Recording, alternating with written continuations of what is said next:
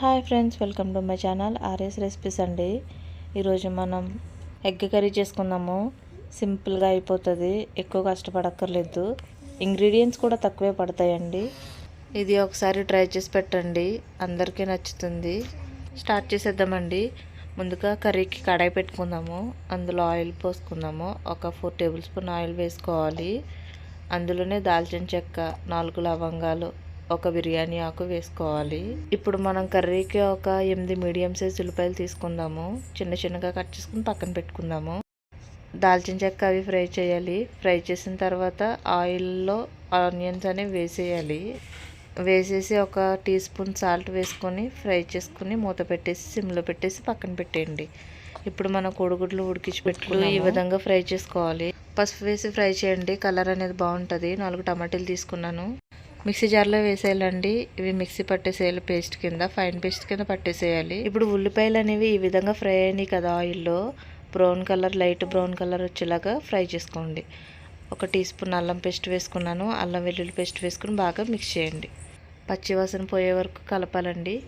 పచ్చివాసన పోయిన తర్వాత ఇందులోనే 1/2 టేబుల్ స్పూన్ పసుపు వేసుకోండి. ఒక టీ స్పూన్ కారం వేసుకోండి. కారం ఇంకా మీరు ఎక్కువే వేసుకోవచ్చు, నేనైతే తక్కువే వేసాను. ఇప్పుడు టమాటా ప్యూరీ చేసుకున్నాం కదా మిక్సీ పట్టి, ఆ ప్యూరీ వేసేసుకోవాలి.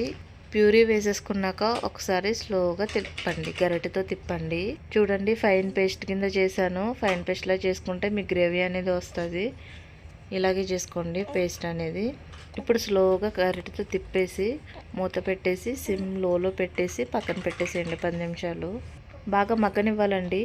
10 నిమిషాల తర్వాత తీసి చూస్తే ఈ విధంగా మగ్గింది కదా. ఇలా మగ్గిన తర్వాత గరిటెతో ఇంకొకసారి తిప్పండి. ఇప్పుడు ఇందులో నేను 2 కప్స్ వాటర్ తీసుకున్నాను. వాటర్ పోసుకున్న తర్వాత ఈ విధంగా మరుగుతుంది. నేనైతే 2 కప్స్ వాటర్ వేసాను. వాటర్ వేసి ఒకసారి కలిపాను. కలిపిన తర్వాత ఇందులో గుడ్లు వేసేసాను. 3 గుడ్లు ఉడకబెట్టుకొని పెట్టుకున్నాను. పసుపు వేసి గుడ్లు ఫ్రై చేసాం కదా, ఆ గుడ్లు వేసేయాలి. ఇందులో వేసేసి స్లోగా కలపండి. కలిపిన తర్వాత మూత పెట్టేసి 10 నిమిషాలు ఉడికించండి. ఈ గ్రేవీ అనేది, వాటర్ అనేది ఎగిరిపోవాలి బాగా. ఇప్పుడు ఎగిరిపోయిన తర్వాత మూత తీసి చూస్తే ఈ విధంగా ఎగురుతుంది. ఇప్పుడు ఇందులోనే గరం మసాలా వేసుకోవాలి. తర్వాత ధనియా పౌడర్ వేసుకోవాలి. జీరా ధనియా పౌడర్ వేసుకున్నాను నేను. మీరు జీరా ధనియా వేరే వేరేగా ఉంటే వేసుకోవచ్చు సపరేట్గా. వేసిన తర్వాత ఒకసారి కలిపాను. ఇప్పుడు ఇంకా దగ్గరికి అయింది కర్రీ అనేది. ఆల్మోస్ట్ మనకు కర్రీ అనేది రెడీ అయిపోయిందండి. మూత పెట్టేసి పక్కన పెట్టండి. ఉడికించిన తర్వాత మూత తీసి చూస్తే ఈ విధంగా అవుతుంది. మన కర్రీ అనేది ఇంకా రెడీ అయిపోయిందండి. ఇప్పుడు నేను ఒకసారి కలిపి వేరే ప్లేట్లోకి తీసుకుంటున్నాను. మీకు ఈ కన్సిస్టెన్సీలో ఉన్నప్పుడు ఉప్పు సరిపోయిందో లేదో చూసుకోండి. ఉప్పు సరిపోకపోతే ఇప్పుడు వేసుకోవాలి ఉప్పు అనేది. చూడండి, గ్రేవీ అనేది రెడీ అయిపోయింది మనకి. చాలా బాగుంది కదా.